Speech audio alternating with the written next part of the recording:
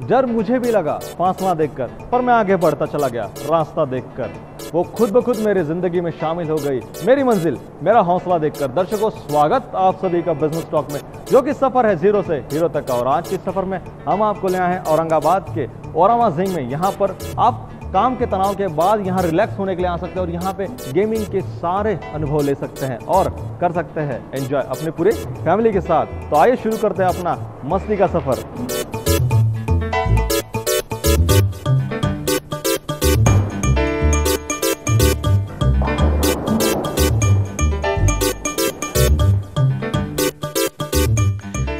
Mr. Vikrant Misra, entrepreneur, senior manager, business development and operations at Prozon Mall, Aurangabad, franchisee of Killer Jeans India, franchisee of Cookie Man India। कई राज्यों में घूम फिर कर दिल्ली में व्यवसाय का एक्सपीरियंस लेकर मिस्टर विक्रांत मिश्रा आज अपने यूनिक बिजनेस आइडियाज के साथ औरंगाबाद के प्रोजोन मॉल में ओरामा जिंग, Cookie Man and Killer Jeans के द्वारा औरंगाबाद और मराठवाड़ा में तहलका मचा रहे हैं। औरंगाबाद में शायद ही कोई बच्चा, युवा या परिवार रह गया होगा जिसने ओरामा जिंग में आनंद नहीं लिया होगा। हर वर्ग को लुभाने वाले गेम्स और राइड्स यहाँ की खासियत है।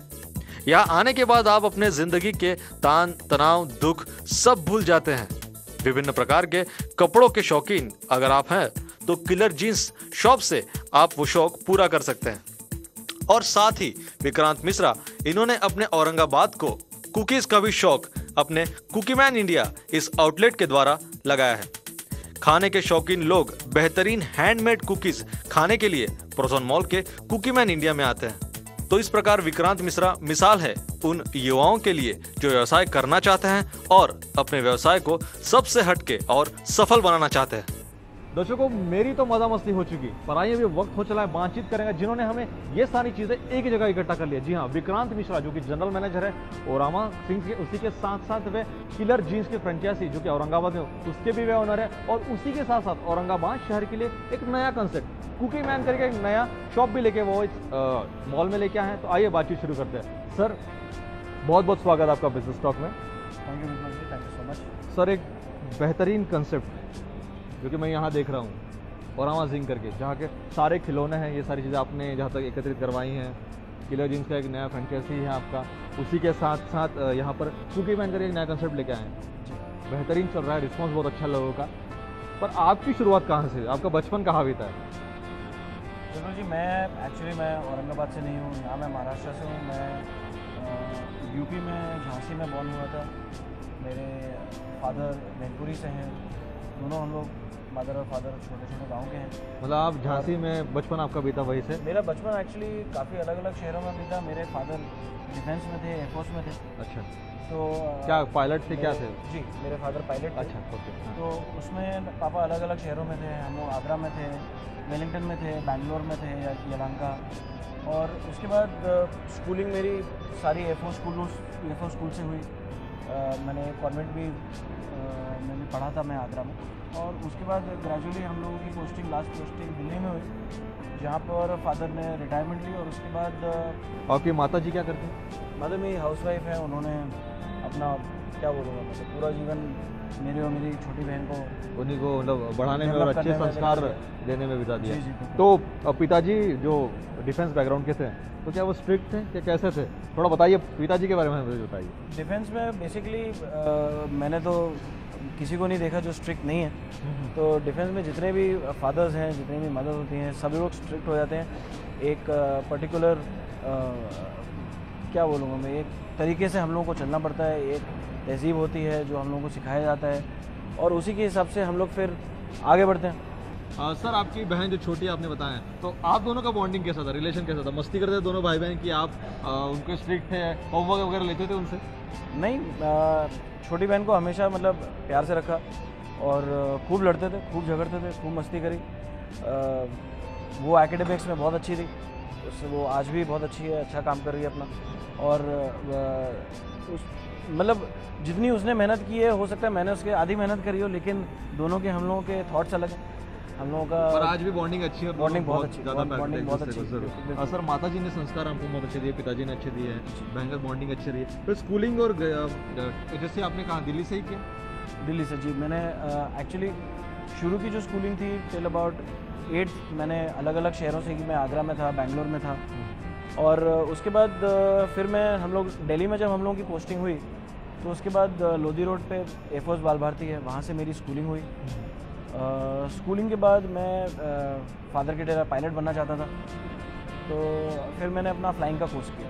तो फ्लाइंग का कोर्स मतलब पापा से आप इंस्पायर्ड थे कि मेरे बिल्कुल। पिता पायलट थे तो मुझे भी फ्लाइंग की तरफ जाना बिल्कुल। मेरे पिताजी पायलट थे, तो हमेशा मैंने तो पूरे एयरफोर्स में, और उसके बाद जब फादर मेरे बाहर आए कमर्शियल फ्लाइंग में, तो मुझे हमेशा से पायलट भाई ही बनना था, और मेरे दिमाग में कुछ नहीं चल रहा था कि मैं और कुछ कर फ्लाइंग सकता कोर्स कहाँ पे किया? लाइसेंस जो आपको मिला वो हूँ। कहाँ फ्लाइंग कोर्स जो मैंने लाइसेंस का किया वो मैंने दिल्ली में ही किया। पे? तो कैसा एक्सपीरियंस रहा एक पायलट बनने का, फिर वो ट्रेनिंग लेने का, कैसा एक्सपीरियंस? बहुत बढ़िया एक्सपीरियंस था, क्योंकि जिस टाइम पर मैं उधर गया था उस टाइम पर मैं मेरे ख्याल से मैं 18 या 18.5 साल का था, और मैं जितने भी मेरे वहाँ पर जो कलीग्स थे उनमें से मैं सबसे यंग था यंगेस्ट पायलट उस वक्त जी। के जो उस हो टाइप रहे का थे, था, तो जो हाँ जो उस ग्रुप में जो थे उस टाइम में मैं सबसे यंग था, और उस टाइम पर मेरे आजू बाजू जितने जो कलीग्स थे मेरे साथ जो पढ़ाई कर रहे थे, कुछ 30 के थे, कुछ 40 के थे, कुछ 50 के भी थे। तो 18 और 20 की उम्र में तो खाली मैं ही था उस टाइम पर, तो बिल्कुल यार, लेकिन अच्छा था जो मैंने। माता पिता की तरफ से सपोर्ट था आपको ये पायलट? बिल्कुल। वो फुल सपोर्ट तो आज भी है, मतलब आज भी मेरा पैशन है कि मैं वापस कहीं ना कहीं जाके तो फ्लाइंग करूँ, कोशिश करूँ कि मैं एक पायलट बन सकूँ। अगर हो सकता है प्रोफेशनल फ्लाइंग नहीं तो कम से कम मैं इतनी ट्राई करूँगी कि हॉबी के लिए जो मेरे पैशन था वो कम से कम मैं 100% बरकरार रखूँ। विक्रांत सर के साथ मेरा बहुत अच्छा एक्सपीरियंस रहा उनके साथ काम करने का। वो एक अच्छे बॉस है, और मेरे साथ ही नहीं बाकी जो भी एम्प्लॉय हैं उन सबके साथ उनका अच्छा ही व्यवहार रहता है। अभी मैं विक्रांत सर के साथ बाकी आगे भी काम करना चाहूँगा, क्योंकि he is the best man. Sir आपने लाइसेंस ले चुके थे, फिर आप एज बतौर पायलट आपने जॉब किया कहीं? नहीं, मैंने जॉब नहीं किया। मैं लाइसेंस के मैं ये बोलूँगा बीच में ही मैं निकल गया था, क्योंकि जब 99-2000 में जो 9/11 हुआ था तो उसकी वजह से वो जो हमला जी, हुआ था तो उसकी वजह से मार्केट का सिनेरियो पूरा ख़राब हो गया था। और डैड क्योंकि मेरे पिताजी जो वो industry पायलट down हो थे चुकी तो थी। वो इंडस्ट्री डाउन हो चुकी थी, और मेरे फादर को इंडस्ट्री के बारे में नॉलेज थी, तो उनका खाली एक था कि मैं लाइसेंस कर सकता हूँ, मुझे कोई दिक्कत नहीं है, लेकिन 2 साल 3 साल तब तक नौकरी नहीं मिलेगी, ना उनको आइडिया था ना इंडस्ट्री को आइडिया था। तो फिर मैंने सोचा कि मैं 2-3 साल में क्यों वेस्ट करूँ, क्यों पैसा वेस्ट करूँ, क्यों अपना टाइम वेस्ट करूँ, तो फिर मैं दूसरी लाइन में निकल गया। तो फिर उसके बाद आपने क्या किया? फ्लाइंग छोड़ी तो उसके बाद मैं इमीडिएटली मैं बिज़नेस में आ गया। आपने कैसे आया? बिजनेस में सोच रहे थे आप? नहीं, बिल्कुल नहीं। बिजनेस में आने जाना है या फिर गवर्नमेंट जॉब भी थे, प्राइवेट जॉब थे, कुछ ऐसा कुछ नहीं? नहीं, मैंने कुछ भी नहीं सोचा था उस टाइम पर। बिल्कुल यंग था मैं, 19 साल का था, तो उस टाइम पर कोई नॉलेज नहीं थी कि मैं क्या कर सकता हूँ क्या नहीं कर सकता हूँ, कुछ सोचा नहीं था। बिज़नेस का मुझे चांस मिला उस टाइम पर नोएडा में। पहला बिजनेस आपने कब शुरू किया? तो जानेंगे मगर एक छोटे से ब्रेक के बाद। दर्शकों कहीं जाइएगा मत, विक्रांत मिश्रा से बातचीत करिए, जानेंगे पहला बिजनेस उन्होंने कैसे शुरू किया, मगर एक छोटे से ब्रेक के बाद। 2008 में प्रोवोक डाइवर्सिफाई कर रहा था। उन्होंने अपनी नई कंपनी बनाई प्रोजोन के नाम से, आज लिस्टेड कंपनी है both provoke and Prozone. Prozone उस टाइम पर मॉल डेवलप करने की सोच रहे थे। ब्रेक के बाद आप सभी दर्शकों का स्वागत। हम बातचीत कर रहे हैं विक्रांत मिश्रा इनसे। सर, ब्रेक पे जाने से पहले आपने बताया था किस प्रकार से आपको एक पायलट लाइसेंस मिला था, फिर आप वो नौकरी कुछ कारणवश नहीं कर पाए, वो इंडस्ट्री डाउन होने की वजह से एयरलाइंस की सारी, पर आपने बिजनेस की तरफ आपका झुकाव हो रहा था और आपने अपना पहला बिजनेस कैसे शुरू किया, मैं ज़रूर जानना चाहूँगा। विप्लू जी, मैं नोएडा में था, तो जब मैंने अपना फ्लाइंग का कोर्स ख़त्म किया और उसके बाद डिसाइड कर लिया था कि अभी इंडस्ट्री में नहीं मैं जा पाऊँगा फ़िलहाल उस टाइम पर, तो बिज़नेस के लिए मैंने कभी सोचा नहीं था। मैं उस टाइम पर अलग अलग चीज़ें करने में इंटरेस्ट हो गया था, क्योंकि उस टाइम पर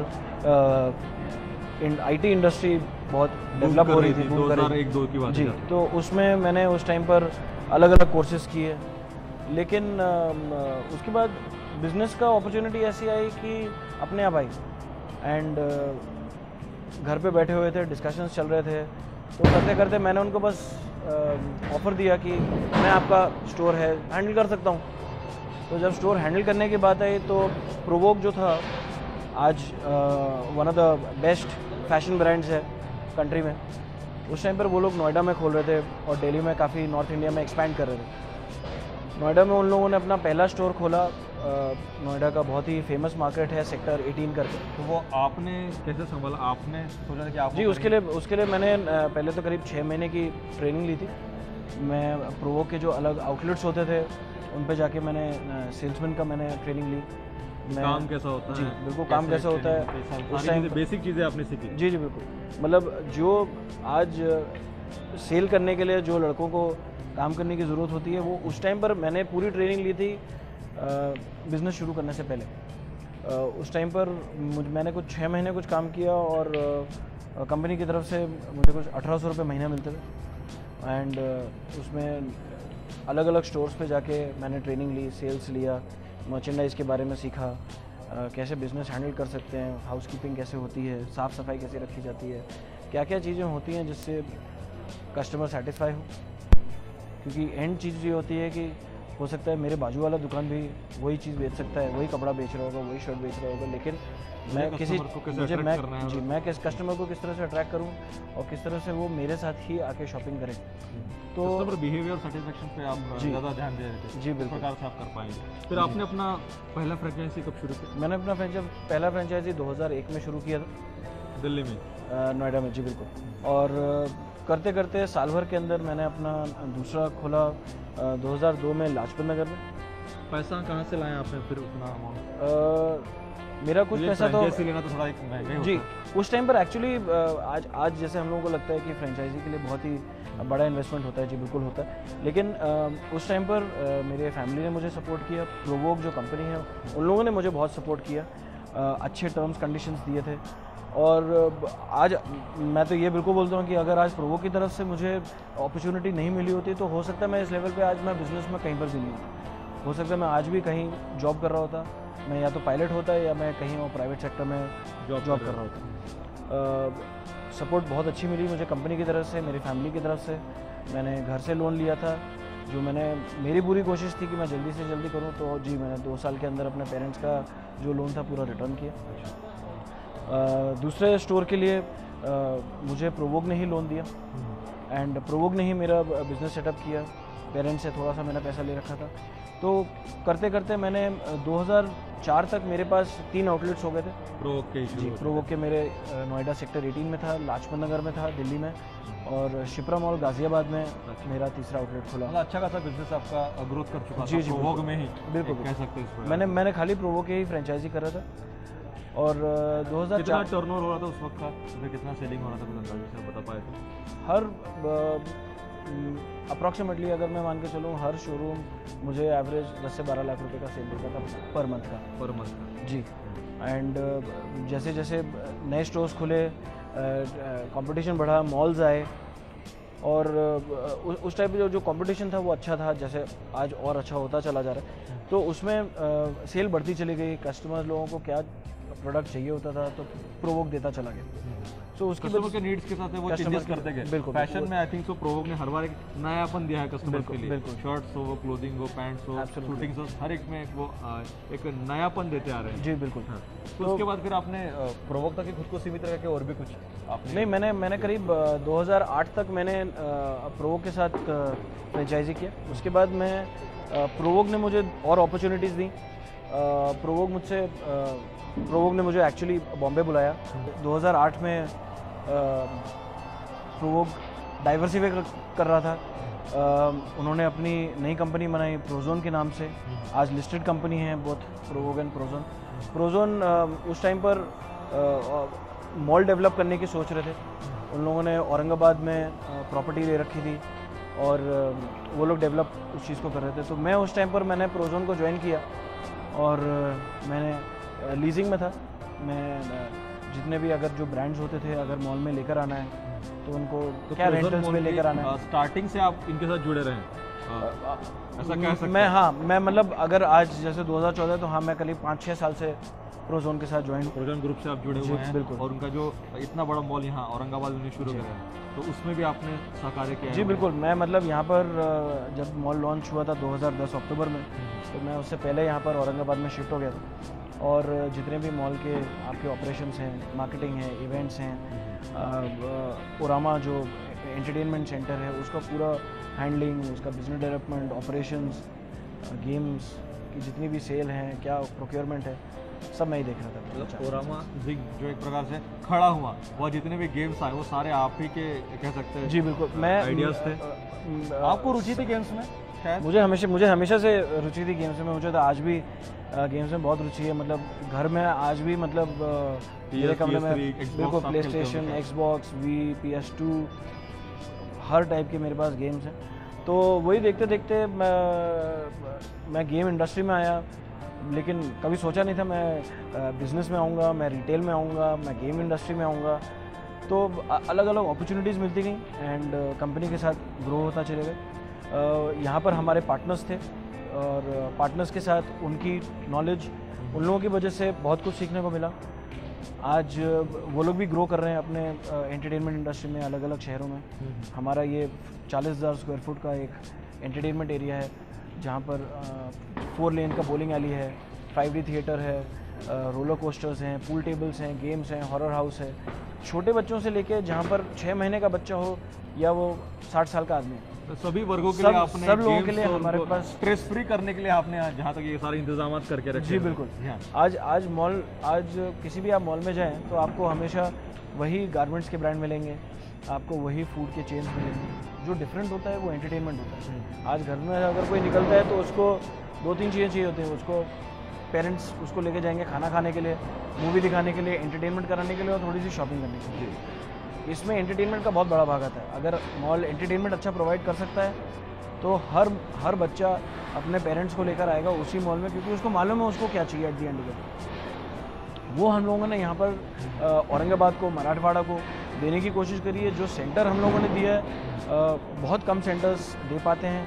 इंडोर रोलर कोस्टर है हमारे पास, जो one of the only indoor roller coaster है। कुछ ही मॉल हैं इंडिया में जो आज जहाँ पर इस ये टाइप देखने के को मिलता है। जी बिल्कुल। आई थिंक सो मुंबई में एक है और उसके बाद औरंगाबाद में है। बिल्कुल। तो वो हम लोगों ने कोशिश की ऐसी चीज़ देने को कि सब बच्चे खुश रह सकें, खेल सकें, मस्ती कर सकें और पेरेंट्स को कभी दिक्कत नहीं हो कि उन्होंने अपने बच्चों को कहाँ छोड़ रखा है। घंटा, 2 घंटा, आधा घंटा, जितना भी देर छोड़ना चाहें, सिक्योर्ड है, अच्छी सिक्योरिटी है यहाँ पर। कितने प्रकार के टोटल गेम्स हैं यहाँ? यहाँ पर हमारे पास कम से कम 125 से 140 गेम्स हैं, अलग अलग टाइप के, अलग अलग कैटेगरीज के, अलग अलग। तो सर टोटली एक फैमिली आ सकती है और यहाँ पर वीकेंड बोलिए, शाम बोलिए, पूरा दिन अच्छा खासा हेल्थली स्पेंड कर सकती है। ऐसे एक जगह आपने कर। बिल्कुल। उसके बाद फिर आपने किलर और आई थिंक सो एक कुकी मैन करके नया कंसेप्ट लेके आप आए हैं औरंगाबाद में। जी बिल्कुल। सर जानेंगे वे भी आपने कैसे का सोचा और कैसे ले आए प्रोजोन मॉल में, मगर एक छोटे से ब्रेक के बाद। दर्शकों कहीं जाइएगा मत, किलर जिम की फ्रेंचाइजी विक्रांत जी ने कैसे औरंगाबाद में ली और उसी के साथ साथ कुकी मैन का एक नया कंसेप्ट कैसे है वो इस मॉल में लाया, जानेगा मगर एक छोटे से ब्रेक के बाद। तो टारगेट ऑडियंस आपका यूथ थे, तो आपने किलर जूस जो है एक बहुत अच्छा ब्रांड है। अच्छा ब्रांड है, बॉम्बे बेस्ड है। आज एक पब्लिक लिमिटेड कंपनी है and they have done very well in the denim market. तो डेनिम्स में shirts, T shirts, winter wear उनके पास बहुत ही अच्छा। ब्रेक के बाद आप सभी दर्शकों का स्वागत। हम बातचीत कर रहे हैं विक्रांत मिश्रा इनसे और बातचीत जारी रखते हैं। सर ब्रेक पे जाने से पहले आपने बताया था किस प्रकार से प्रोवॉक्स से आप जुड़े, अच्छा खासा लंबा अरसा आप उनके साथ रहे, फिर प्रोजोन मॉल में आपने एक अच्छा खासा हिस्सा संभाला और एक ओरामा जिंग जो एक उनका फोरम है, जो आप एक कोर्ट है, उस पर आप जनरल मैनेजर का काम कर रहे हैं, अच्छा खासा संभाल रहे हैं। फिर आपने अपने पहला यहीं पे एक मॉल में अपना एक शॉप शुरू किया, उसके बारे में मुझे कुछ बताइए। प्रोवो को प्रोजोन के साथ रह के उन लोगों ने जो अपॉर्चुनिटीज़ मुझे दी, उसमें जो सबसे बड़ी अपॉर्चुनिटी उन लोगों ने मुझे दी वो ये थी कि उनका काम करते करते मैं अपने आप को भी डाइवर्सिफाई कर सकता हूँ। मैं अलग अलग चीज़ें खोल सकता हूँ और क्योंकि मैं एक ही जगह पे था, एक ही मॉल में काम कर रहा था, तो अगर मैं 2 चीज़ भी खोलता तो ऐसा भी नहीं था कि मेरा इंटरेस्ट अपने काम में से कम हो जाए, जो मैंने आज तक नहीं किया। और अपना काम करते करते मैं 2 और जगहों पे ध्यान देना शुरू कर। मतलब उनको डेडिकेटेडली काम तो कर ही रहते, पर कोई और भी आप ऑप्शन यूज़ कर सकते थे। जी बिल्कुल। एंड उनके सपोर्ट के बिना मैं मेरे ख्याल से आज ये चीज़ खोल नहीं पाता। मैं मेरे पार्टनर हैं इसमें जो बॉम्बे में हैं और उन्होंने और मैंने ये डिसीजन लिया कि हम लोग एपरल ब्रांड में कोई चीज़ लेकर आते हैं जो यहाँ के यूथ को ठीक लगे, यहाँ की यूथ समझें। तो टारगेट ऑडियंस आपका यूथ थे, तो आपने एक किलर जूस जो है एक बहुत अच्छा ब्रांड है। अच्छा ब्रांड है, बॉम्बे बेस्ड है। आज एक पब्लिक लिमिटेड कंपनी है and they have done very well in the denim market. तो डेनिम्स में शर्ट्स, टी शर्ट्स, विंटरवेयर, उनके पास बहुत ही अच्छा कलेक्शन है जो औरंगाबाद समझता है, औरंगाबाद की जो पब्लिक है वो जानती है।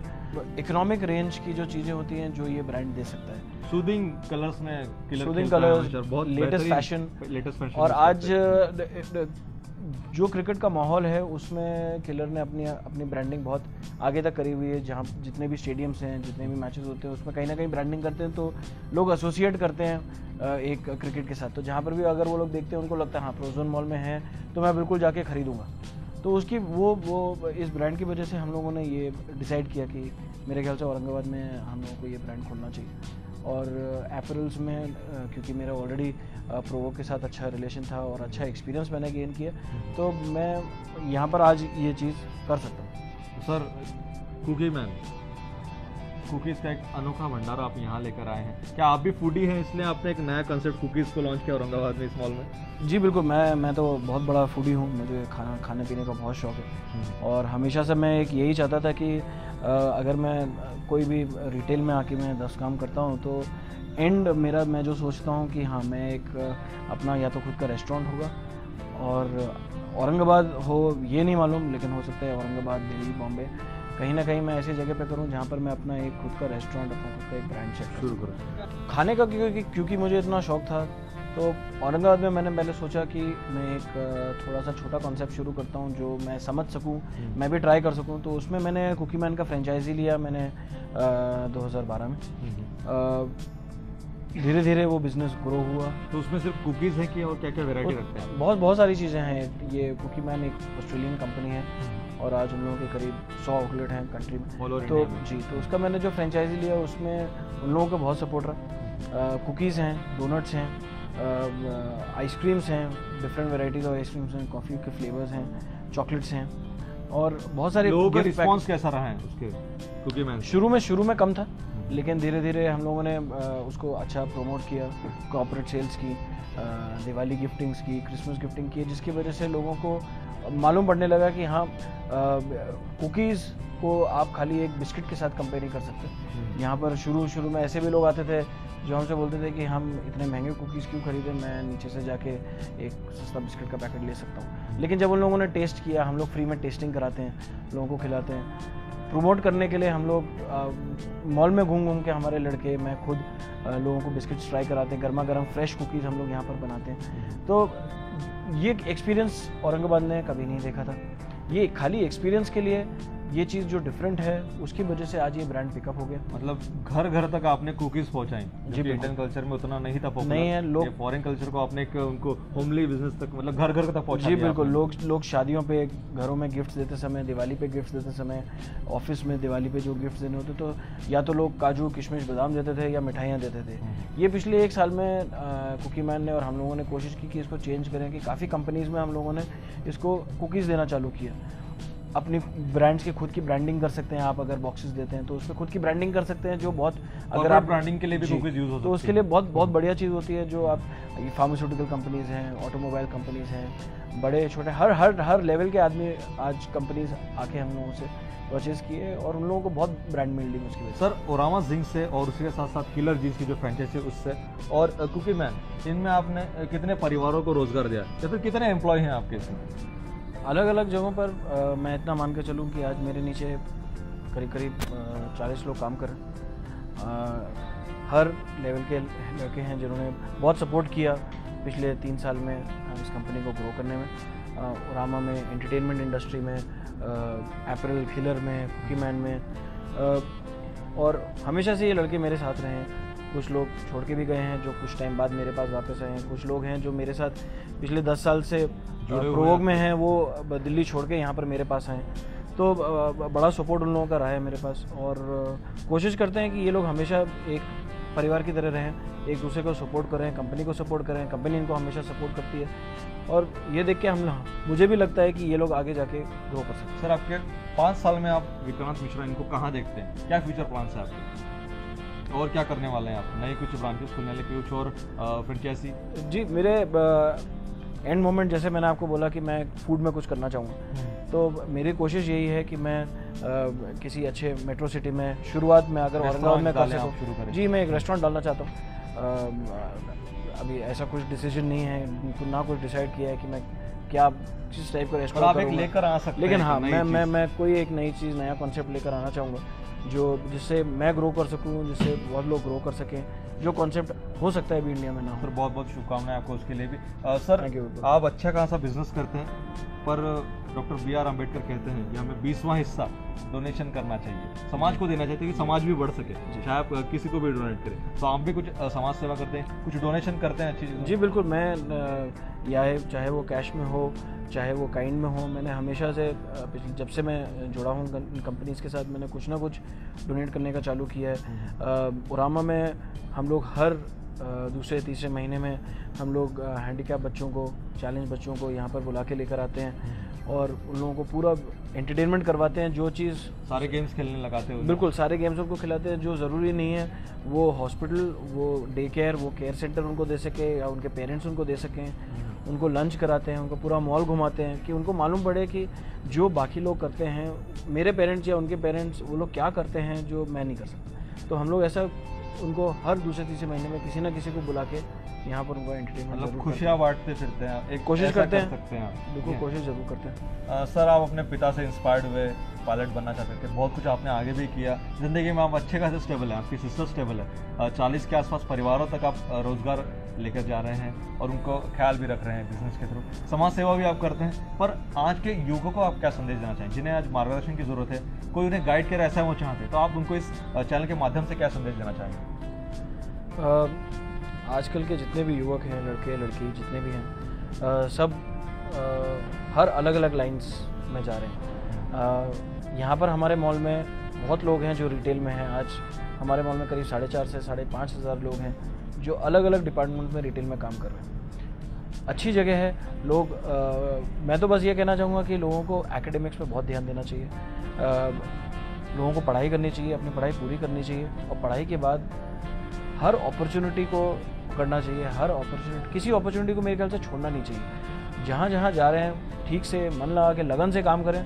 आपके जितने आजू बाजू में लोग रहते हैं जिनके साथ आप काम करते हैं, प्यार मोहब्बत से रहें। आपके जो बॉसेस हैं फुल उनको रिस्पेक्ट करें, उनका कहना माने, and you can really grow. जिसको भी गाइडेंस की ज़रूरत हो, हेल्प की ज़रूरत हो, कोई कुछ करना चाहता है, बिज़नेस में करना चाहता है, छोटा से छोटा करना चाहता है। मैंने कोई बहुत बड़े बड़े बिजनेस नहीं कर रखे, मैंने छोटे से ही शुरू किया, छोटा ही लोन लिया, छोटी ही मेहनत करी और उसके बाद मैं कोशिश कर रहा हूँ कि मैं आगे जाके कुछ कर सकूँ। तो इसमें अगर दर्शकों को मैं कुछ किसी तरीके से हेल्प कर सकता हूँ तो मुझे बहुत अच्छा लगेगा। मेरे नंबर्स हैं और उसमें जिसको मुझे कांटेक्ट करना है कभी भी कांटेक्ट कर सकते हैं, एंड जो हो सकता है मैं अपनी तरफ से बिल्कुल आप लोगों की हेल्प करना चाहूँगा। सर बहुत बहुत शुक्रिया, थैंक यू स्टॉक में और आपने मुझे समझे इसलिए थैंक यू सो मच। दर्शकों, ये थे विक्रांत मिश्रा जी, जो कि जीरो से हीरो बने अपनी मेहनत, लगन और ईमानदारी से। ऐसे ही एक शख्सियत से हम आपको रूबरू कराएंगे अगले एपिसोड में, लेकिन तब तक देखते रहिए बिजनेस टॉक, क्योंकि ये सफर है जीरो से हीरो तक का।